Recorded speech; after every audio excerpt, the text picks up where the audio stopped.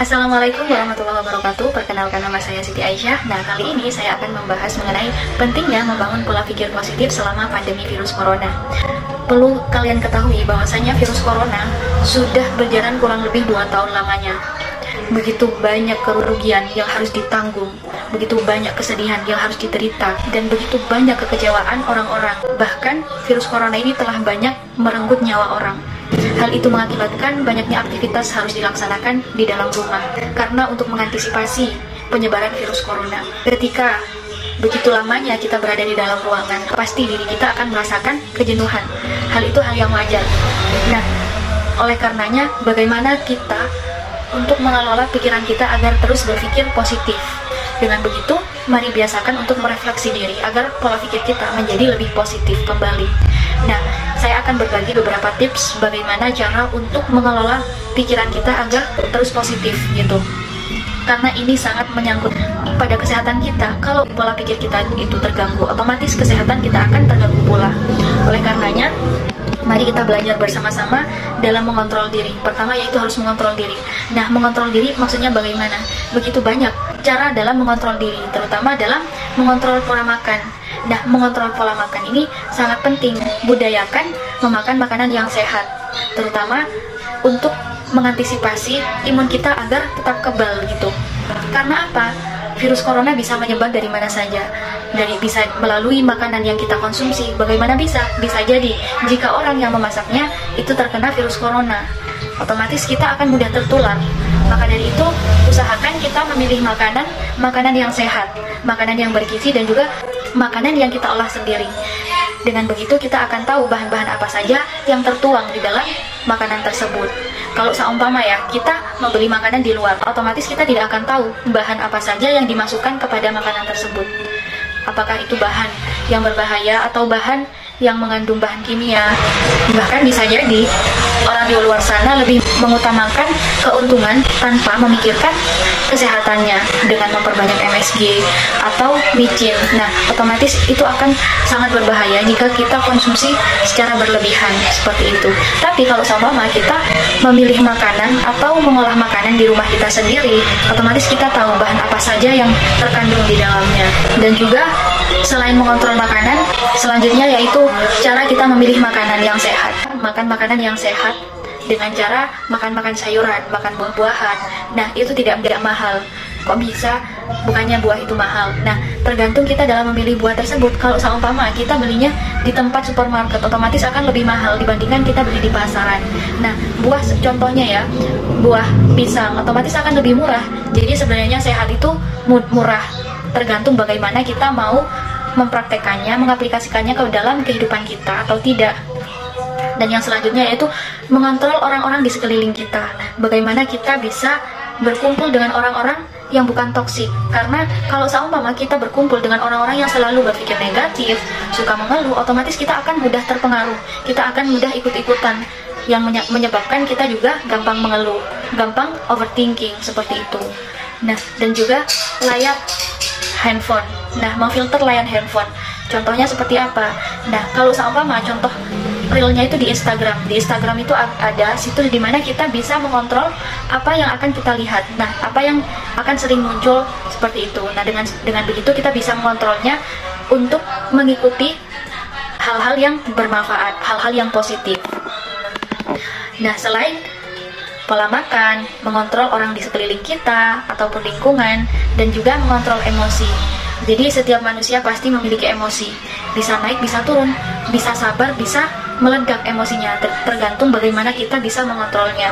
Maka dari itu perbanyaklah membaca sholawat, perbanyaklah berusaha untuk sabar. Karena apa? Dengan begitu kita akan mudah bisa mengontrol emosinya. Selanjutnya yaitu filter berita. Kalau seumpama kita sering membaca berita tentang virus corona, itu boleh-boleh saja untuk pengetahuan dan juga mengantisipasi kita ke depannya bagaimana cara menanggapi permasalahan yang ada mengenai virus corona. Tapi perlu diketahui bahwasanya kalau kalian sering menonton berita virus corona, terutama hal yang mengkhawatirkan, hal yang menakutkan, hal yang mengerikan, otomatis kita juga akan ikut ke bawah. Oleh karenanya kita usahakan membaca berita-berita yang berbau positif. Contohnya kalau seumpamanya kita suka membaca tentang virus corona, otomatis carilah berita-berita yang bagus, yang berbau positif, seperti dampak positif adanya virus corona. Nah, seperti itu. Dengan begitu, apa saja sih dampaknya? Ternyata alam menjadi lebih bebas dari polusi. Dan juga orang-orang yang awalnya jauh dengan keluarga bisa mendekatkan dengan keluarga karena terpaksa untuk harus tetap tinggal di dalam rumah. Seperti itu. Selanjutnya yaitu kelilingi hal-hal yang bermanfaat atau hal-hal yang menyenangkan. Contohnya, seumpama kita dalam rumah, kita bekerja ya bekerja. Seumpama kita bekerja dalam rumah, ya kita bekerja sewajarnya. Seumpama waktu bekerja kita 8 jam, ya udah bekerja 8 jam. Jangan lebih, karena kalian memiliki waktu di mana kalian itu harus istirahat. Ingat ya, istirahat itu penting. Kalau seumpamanya kalian terus-menerus sampai kebablasan kerja terus-menerus, otomatis itu akan memudahkan kalian lebih stres seperti itu, dan pikiran kalian kacau karena manusia pada dasarnya itu membutuhkan waktu untuk istirahat juga. Nah, kalau seumpamanya kalian sekolah dari rumah, nah kalian bisa mempersiapkan diri setelah sekolah, setelah belajar. Nah, kalian bisa bermain, meluangkan waktu kalian untuk bermain atau sesuatu yang menyenangkan bagi kalian semua. Nah, dengan begitu otak kita akan lebih refreshing dan juga lebih bahagia. Ketika kita mengerjakan tugas kembali, otomatis kita dalam keadaan bahagia dan penuh semangat. Seperti itu. Dan juga carilah kesibukan yang produktif. Carilah kesibukan yang bermanfaat atau produktif juga. Karena apa? Kalau seumpamanya kita tidak menyusun rencana kegiatan kita selama adanya pandemi di rumah ini, otomatis kita seakan-akan pengangguran, dan hal itu akan membuat pikiran kita melebih-lebihkan sesuatu yang sebenarnya bukan masalah. Contohnya, memperbesar masalah seperti itu. Oleh karenanya, carilah kesibukan yang produktif. Contohnya, kita membuat kreasi dalam memasak, kita belajar memasak atau belajar mengenai apa seperti itu.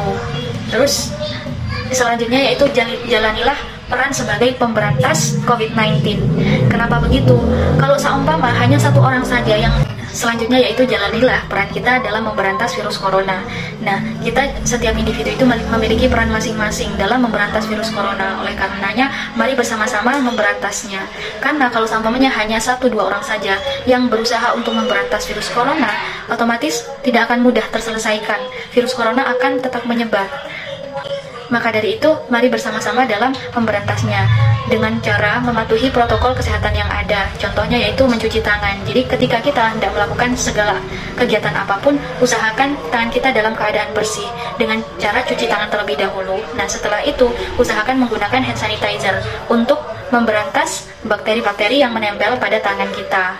Karena tangan ini termasuk yang paling sering menyentuh segala banyak hal. Contohnya memegang ini, memegang itu, otomatis tangan kita harus siap siaga dalam keadaan bersih ketika kita menyentuh wajah ataupun menyentuh bibir atau dan lain sebagainya. Nah, jadi virus itu tidak banyak menempel seperti itu. Nah, kalau seumpamanya kita tidak cuci tangan, otomatis dengan mudah virus corona bisa nempel pada tubuh kita yang mengakibatkan kita positif virus corona seperti itu. Dan selanjutnya yaitu memakai masker. Jadi ketika kalian hendak kemana-mana, usahakan selalu menggunakan masker. Selain untuk mengantisipasi adanya bakteri atau polusi yang akan masuk ke dalam hidup kita, itu juga salah satu cara untuk memberantas virus corona dan banyak lainnya. Dan selanjutnya, usahakan berpikir positif dengan cara menjauhi overthinking, karena overthinking itu sangat berbahaya buat diri kita. Salah satu organ tubuh yang paling berdampak akibat overthinking dan juga stres adalah otak. Sedangkan harus kalian ketahui, otak adalah memiliki peran paling penting dalam tubuh kita, memiliki fungsi yang cukup vital bagi kelangsungan hidup manusia. Karena apa? Otak ini memiliki pusat kontrol dari ribuan kegiatan yang kita lakukan. Contohnya, sekarang saya berbicara, otomatis kalau seumpama otak saya ini bermasalah, tidak akan mudah kata-kata ini keluar dari mulut saya atau tangan saya. Kalau seumpama otak saya bermasalah, itu tangan saya tidak akan bisa melakukan apa yang saya lakukan saat ini. Seperti itu. Jadi otak itu memang memiliki peranan sangat penting. Seperti itu. Maka dari itu jauhi overthinking. Nah, overthinking yang dimaksud di sini adalah melebih-lebihkan sesuatu yang ada. Padahal hal itu belum benar-benar terjadi. Kalian sudah heboh dengan sendiri. Contohnya, seumpama ya, kalian mendapatkan kabar bahwa orang yang di samping Anda kemarin itu ternyata positif virus corona. Nah, benar, kalian itu mungkin takut ya. takut tertular karena berada di berdampingan waktu kemarin. Nah, selama kita berusaha untuk mematuhi protokol kesehatan yang ada, contohnya memakai masker, nah kita tidak perlu takut berlebihan. Yang penting kita sudah berusaha menjaganya. Boleh kita takut dengan cara menjaga imun, memperbanyak vitamin, tapi jangan melebih-lebihkan. Seakan-akan kalian itu bakal terkena virus corona, yang mengakibatkan kalian berpikir, nanti kalau samanya saya kena virus corona, otomatis saya akan sakit. Dan kalau samanya sakit, bagaimana saya bisa sembuh? Nah, yang ada kalian bisa depresi. Nah, kalau samanya kalian sudah stres karena memikirkan hal yang belum pernah terjadi, belum benar-benar terjadi.